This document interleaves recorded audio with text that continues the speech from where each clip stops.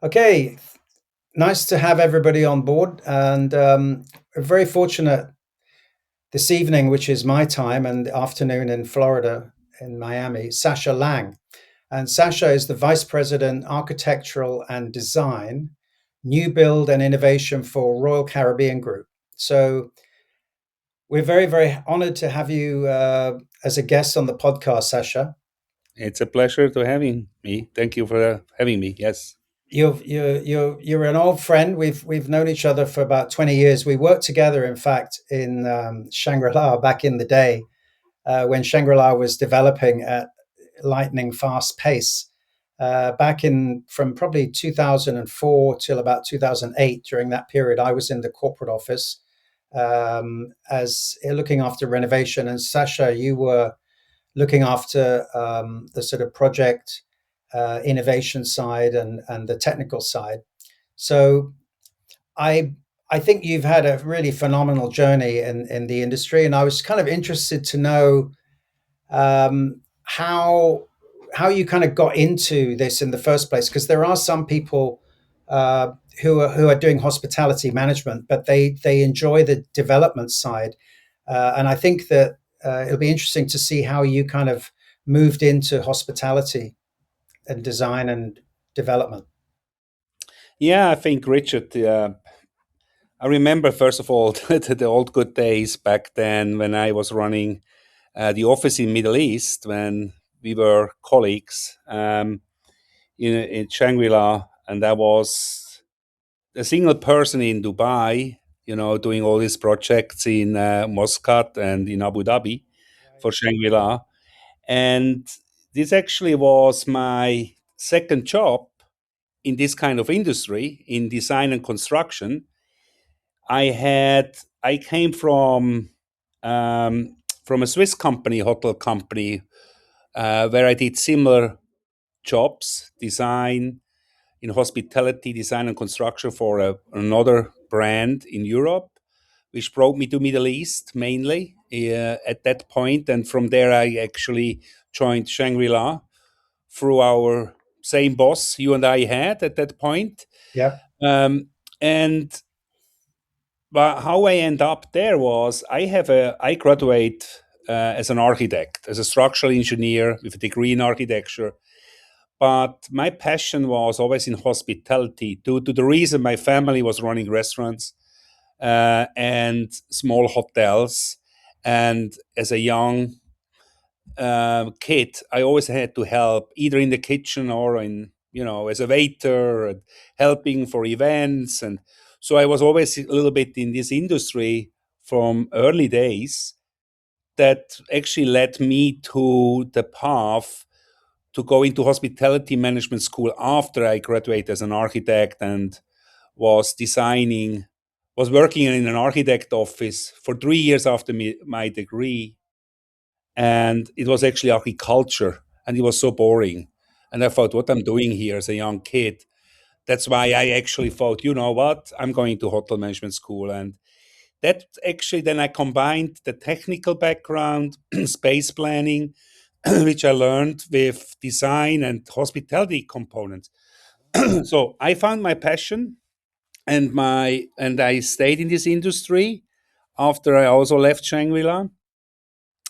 And yeah, after all the hotels, and I end up in cruise line industry.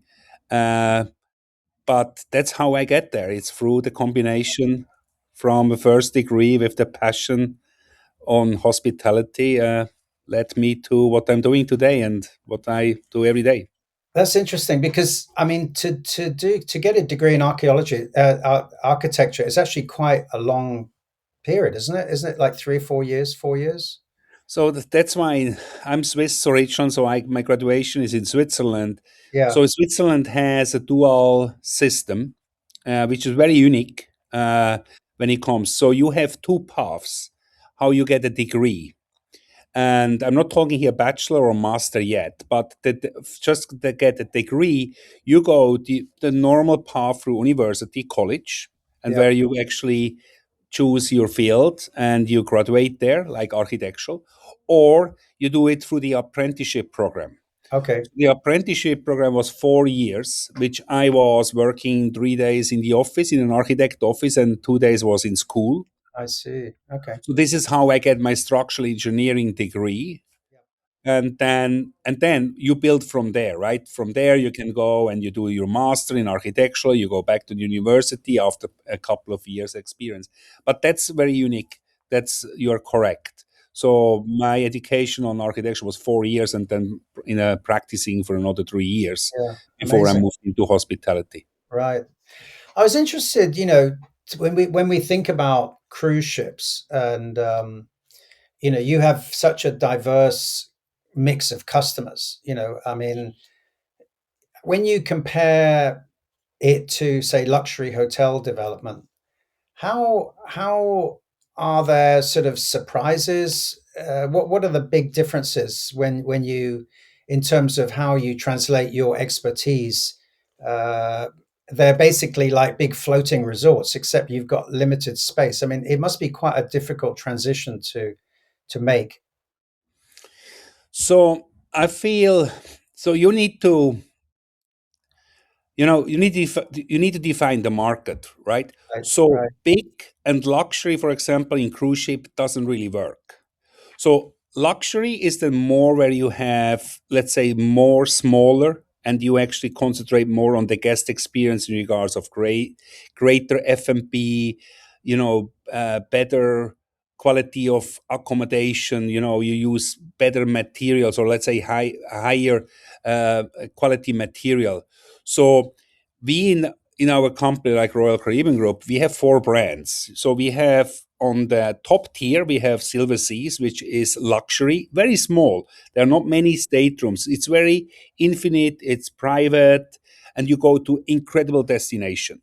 So this is like you compare with this kind of remote islands in the Fiji with this beautiful resort there, and you stay out, you hang out 3 days, 1 week in this. This is where the luxury segment comes in. When you see the floating resorts, this is where size matters. And these are the bigger ones. So in our company, this is what Royal Caribbean as a brand does. Are the Icon of the Sea and the Oasis class ships. These are the big floating resorts. These become family resorts. So you attract the family segment. So you start to really now, everything you try to offer, what the resort, for example, does for a family from 3 generations. You try to bring this all under one umbrella, to your point, where space is limited, to actually um, uh, occupy them and keep them happy and entertained on the ship. okay, Because, as you mentioned, you know, um, resorts, floating resorts, as big size as they are, the ships, you also have limited ports you can go. You can't go to remote island with those, right? They are too big. They don't have a pier. So you need to find a way how you actually design the ship to accommodate for that need, that you don't go to these exotic islands. right. So basically, it's like being in a resort where you can't go anywhere. So you've got to have a lot more probably entertainment facilities and to keep people occupied, right? I would think. What is the average length of, not average length of stay, but I mean the average length of time people spend on one of your, say, the really big cruise ships? So the big ones is actually you have 7 days Okay, or short weekend cruises, three, okay, 4 nights in the Caribbean. right, okay. So with your brand, Royal Caribbean, when people think of that brand, they, certainly for myself, I was reading about it not long ago in the news, some of the incredible things you've been doing, pushing the boundaries in terms of cruise innovation, and entertainment and dining and all those things. What would you say in your time there? I know you can't talk about the future, but in the time that you've been there, what would you say are some of the boldest and the most sort of bold strategies or architectural strategies that you and your team have introduced in new builds over the last few years that have really taken taking a grip, and the other cruise lines are like looking at you, and saying, "Wow, these guys are pushing the boundaries." Is there anything you can tell us about that? I think there is only one thing who comes into mind is Icon of the Seas. Yeah, exactly. Icon of the Seas is, it's not only transformed, let's say, us as a company in a way after the pandemic, because this was the first ship coming out of the pandemic as a new ship class, but it transformed the entire industry. I mean, that was the moment I would say the competitors saw, oh my God, what is this? How is this actually possible? First of all, but it was also the momentum where land-based resorts starts to see that cruise line and cruise vacation becomes really an alternative and a threat to them, that people are not maybe going to the big destination resorts anymore. Actually, they go now on a ship. So it was actually a twofold, right? First of all, the highest innovation for since Oasis Class has been introduced in 2008, which was a huge step up already in the cruise industry. But Icon actually became the post pandemic, innovation, what is really feasible in the marine world. Right, right. Yeah, I mean, when you look at it, it was incredibly ambitious, and quite unconventional in many aspects. I mean, I'm sure that there was a lot of risk, and you've got to have bosses who have real vision to be able to allow some of those things to happen. I mean, what's the culture like if you're working, within your scope of your job, and then those people that you're reporting to, in terms of encouraging this type of innovation and this type of mindset, because it is very unique. Yes, and I think it comes also, big dreams also need to have realities, right? And I think we are we are we are we have, let's say, risk centric is an important part, because as we dream and innovate, we also bring the best in the industry around and really test fit everything possible, Yeah, because it needs to make a difference. To your point, it has to have an output, needs to make a return of investment, but on the other hand also we cannot fail in any aspects. There yeah, are life at stake, and all this we can't compromise, right? It's still a cruise ship, so we have a tremendous system and processes in place which have been built over centuries in this company, which we strictly follow when we actually come up with all those R&Ds and bring from R&Ds into innovation. And this is something I would say is very unique. Also, that we as owners are spending so much efforts in house to make everything sure that it meets not only the code but also obviously is buildable. The shipyards we are choosing to build those ships are tremendously important as well, because we partner with them. We do not build the ships, they build the ship, right? So we have to bring them on board very early with our bold thinking to find the solutions together. right. And then when you're looking at, say, the F&B components, or a nightclub or whatever, do you actually do this all in house, or do you outsource some of these to interior design firms and that type of thing, who specialize in boat ships? So architecture and interior design is all outsourced. So we are not doing in-house. So we do just, not just, but that's a lot. We do the coordination, we Yeah, do the brand briefs, we do the vision, we set the standards, the specifications and the guidelines. So we set this in-house, but we are using third-party partners, and we are going after companies. Of course, we have loyal companies which are working with us for years and who know the maritime industry from a building code, etc., etc. But we also always use and try and help new companies to come into the industry.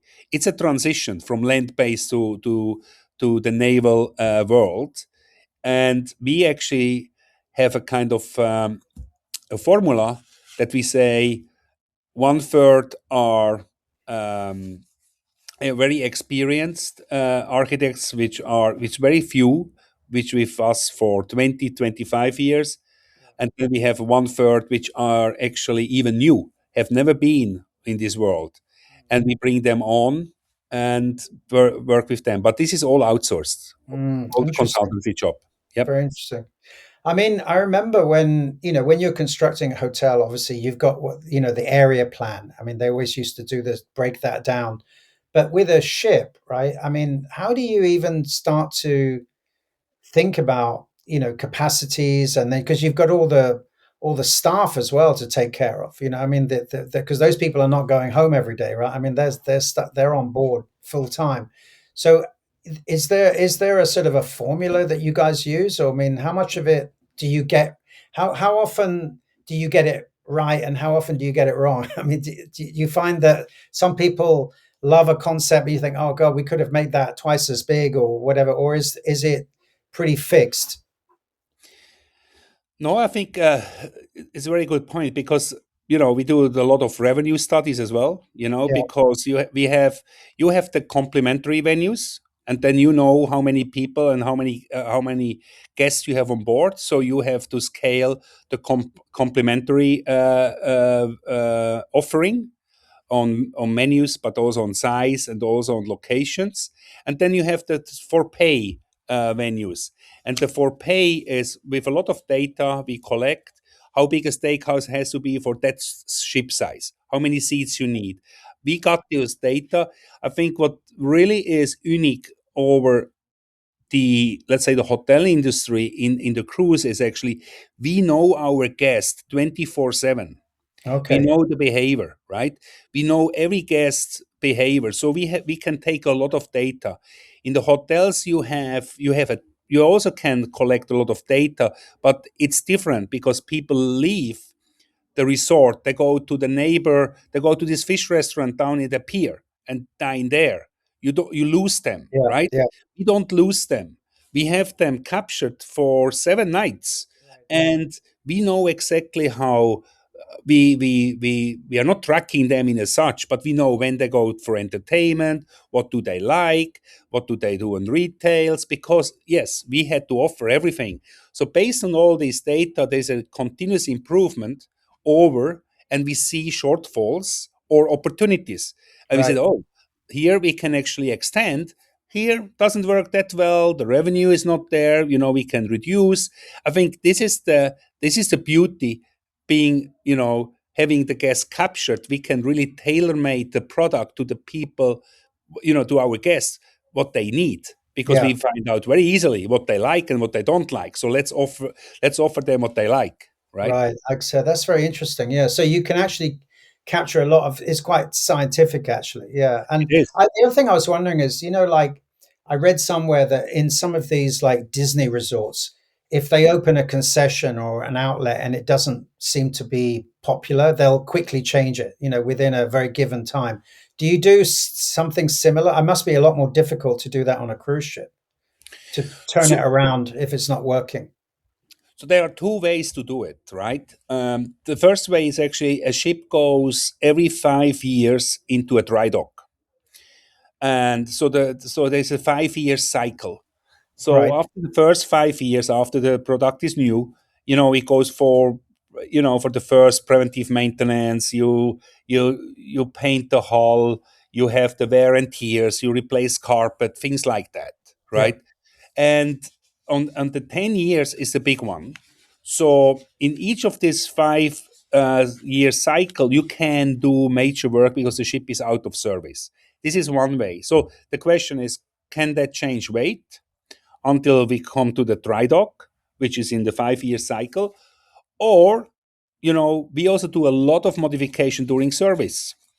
I give you an example. We have casino extension, for example, on one ship we actually did a huge casino extension, or because the market the ship was the asking for more casino space, more slot and tables, Yeah. we actually did the whole planning and renovation during service.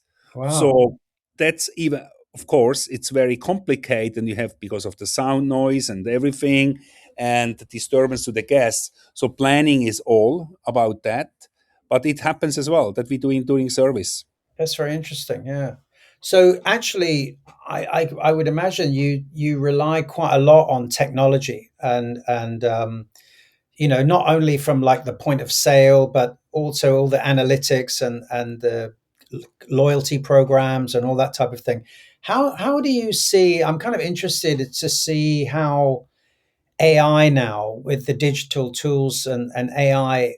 How do you think that it will kind of influence how you conceptualize things in the future? Do you think it'll have any? I mean, there's a lot of talk about it in hotels. I think some of it is over ramped, if you like. I think that from your perspective, you're very close to the action and what's happening. Do you see it being hugely disruptive, or do you think it's helpful, not only from the customer's perspective, but also from the staff and employees?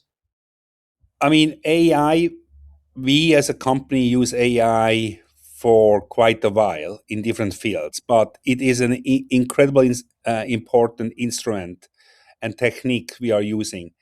We use it for many aspects. We use it in design, in innovation, right?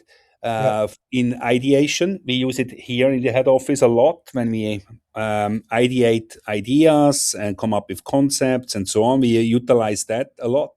But on ship operation, data analytic you just mentioned, measuring flow and simulating flow on guest behaviors, on programming, where are guests going within the ship to find the sweet spot. When is a main theater needs to start because the dining hour stops there, or when does the bands need to start at the pub, and all this where we use AI to give us insights of if the data we have, we right. collect manually or digitally with how we measure, and AI gives us the models how we can improve.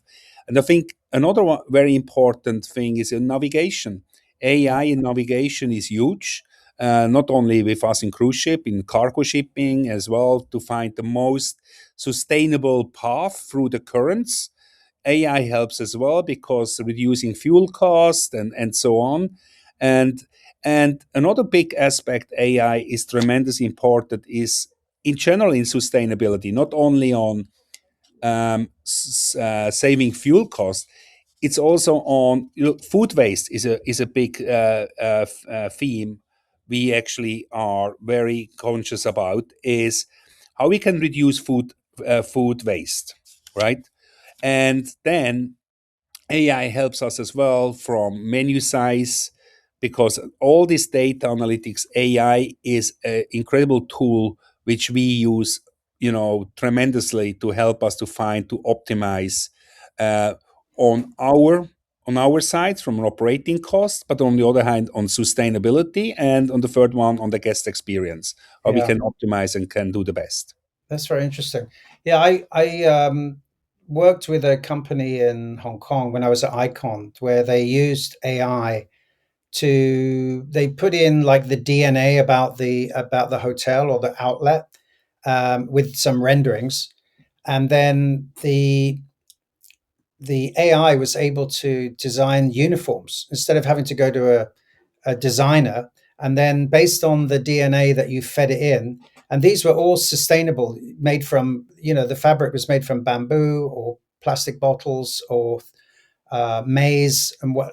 So we were actually able to, bring this idea of using sustainability and AI to life in the same time with uniforms. And the great thing about it was that the staff could actually go online and order their uniform like you would on Amazon or something, and actually have it delivered directly from the factory to them. So you kind of you didn't need the housekeeping department to manage it. I mean, they once the uniform was there, you didn't have a lot of problems with inventory and masses of uniforms that nobody was wearing. So it was, and then the end of it, when the uniforms were no longer required, the company would take them back and then recycle the fabric again. So it was quite an interesting concept. But I was thinking that actually you're right. If you AI could actually design concepts for you, right, and give you pictures and images of what your guests might prefer. I mean, it's quite interesting, isn't it? No, it is. It's a tool we are using, and any innovation firm out there, architects and so on, they are investing heavily in AI because it gives you another tool to see um, wider and open your mind as Yeah. well. Correct. So just move on a little bit now to talk about sustainability, which is, a big factor. And I know that, there's a lot of greenwashing going on out there, and people saying that they do what they do. But I would imagine that when you're building this in terms of, your cruise ships like Icon, um, you know, if it's going to be able to keep your costs down and, to make things more efficient using sustainable fuel or whatever. I mean, how do you navigate that side of it, the sustainability side? And do your customers have some level of expectation that you are a sustainable organization? Yeah, I think sustainability, I think, is everybody is how I want to call it. Sustainability is in everybody's mind. In our company, it Yeah, is not how we do it. It actually is, you know, how much we do, because it's very important for in a lot of aspects. Because where we see I in our field in design and construction and on the marine side, where we influence most is actually on the life cycle. You can imagine life cycle, just carpet itself. If I was mentioning we replace carpets, for example, after 5 years in service. Where does this carpet goes? Does it go to landfill, or is going to a factory where we can recycle it? I think this is where we work heavily on it. On emission, of course, this is one of the biggest tasks the entire industry has, not only cruise line, it's also cargo. All our new ships are already on LNG. We have two ships which are, it's just a transit fuel. I'm It's just a transit fuel, but we have two ships already in service now, or the second one is coming, which is already methanol ready. So we see the future is on alternative fuel, yeah, which is, for example, methanol could be one. And so we actually prepare ourselves for the future already there. But going back on the industry, in the design and construction industry, where I am actually in yeah, the new build division, it is really more about the life cycle and logistics, because we have for example, ships are built in Europe, so we also look about where the goods come from. We are very looking about the network itself, where the shipyard is.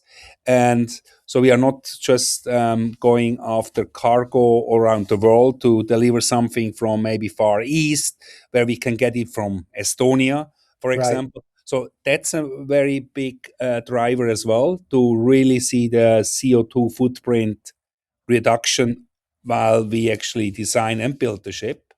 So this is where we really look into it. Yeah, no, it Recycled sounds, material is a little yeah, bit more challenging, because with all the regulation we have in place, and because the statutory regulation is important, and not everything what you do on land can be done right now or being imported into cruise ship, because of the regulation, which is IMO. So it needs to be IMO certified. So it's not so much in the market, but we go to our network and tell them, hey, listen, come into the market. They always feel it's too small for them than land based, because you the regulation work to get it IMO certified is not an easy task because it's a very high fire life and safety. It's a very high standard. It's higher than on land, Right. and so companies sometimes hesitate to go into the marine environment, cruise ship, due to the reason it's not such a big market, obviously, than and land-based hotels. And but more and more are coming, and which is great. Yeah, well, that's very interesting. Is there like a kind of an industry audit that you guys have to do? Is there, with hotels, depending on what country you operate, each one has its own, standards, uh, and some don't do anything about it at all. I mean, even in the UK, there's not. It's quite, relaxed. Do you get audited by environmental companies in terms of sustainability and that type of thing in the industry? I'm uh, I can't answer that, No. but I assume on I can't answer that, but in the No. marine side, hundred Yes. percent. Yeah, The yeah, marine yeah. side, 100%, Right. because the times are over. That's why where cruise ships are polluting the oceans. That's not existing anymore. No, no. You Okay, know, that's interesting. Yeah. I was thinking about, you're leading a global team in terms of the architecture, the design, and innovation side of it. Um, how do you kind of foster that creativity and the kind of innovative thinking as a team leader? Do you find it different to working in America or than it was in Asia, or is it how do you keep the kind of on these new projects and the creative side of it? How do you drive that forward, Sasha? I think Miami is a is a boiling pot of talents because it's Yeah, it's like Hong Kong, or even Dubai. I was, people come from around the world, so it is just by nature of that kind of diversity is very culturally, but also from an innovation point of view, it's very high, like yeah, Hong Kong was, right? right. It's and so and when you are in design, design is art, right? And when you choose that path to go in your career, and like I have 70 architects and interior designer in my department, on all the different design stages of the different vessels we are designing, um, you know, they come from a creative. They're already designers. They're already creative in their nature, right? Yeah, So, and then the culture aspect being doing they travel a lot because the ships are built in Europe. So you are in the US, but you have time. You go to Saint Nazaire where we build ships, which is in the Atlantic coast of France. But you can't get there easy. You have to go via Paris, via Amsterdam, via Madrid. Then you have to fly to Nantes, and then you have to take a train or a taxi or a car. So the shipyards are not in a they are not in Paris, they are not in right. London, they are not in Rome. So, just for them as well to see the world, especially when you come out of college and being exposed to a culture, I think to trigger innovation is easy. Yeah, To make the innovation reality, that's the yeah, tricky part, right? yeah. Yeah, that must be the. And I guess you've got to be a realist to a certain extent, and obviously that's where your experience comes in. But looking ahead as we sort of wrap up, how do you see the future of the kind of cruise ship design evolving? In say the next 5 to 10 years. I mean, you guys were ahead of the curve with Icon of the Sea and everything. I mean, without giving anything away, but I'm just curious, from your own personal perspective, in terms of the guest experience. What are they looking for, behavior, that type of thing, and how do you think the future is going to look? I feel, you know, the before I came to Royal, I never cruised in my life. I except for one small cruise in the Mediterranean, actually around Gran Canaria, when I was really young. But I Yeah, was not a cruiser.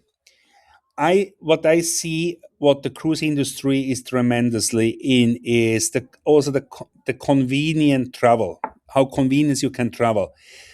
You are on a cruise in the Mediterranean for 7 days. You actually don't unpack your stuff. You go once in your stateroom, in your room, you explore the ship. Next day, I'm going out in Santorini. Then I come back, I cruise. Next day, oh, Mykonos. You know, next day, Malta, and so on, so on. Just and then you're on the ship and you are a guest, having all these incredible restaurants around you. Everything is so convenient to you, and you explore the world. It is if you travel with a family or with friends, you are a group. The hassle you have to go through when you actually just find a place to dine. When you don't yeah. have that on a cruise ship. No, You no. can travel, and you can travel as a group. And I see there's a huge trend after the pandemic is that people want to spend time together. Yes, you still have the couples going on their own. They don't want to have kids, and they choose a product to be alone. But you have a lot which they want to say, I want to go with my grandfather, I want to go with my nephew, I want to go as a family vacation. This is really big in the US, for example. There's nothing better than going on a cruise because you celebrate something. You spend a Christmas there, or you go a birthday or an anniversary, and you bring a big group. It's first of all convenient. Second, it's safe.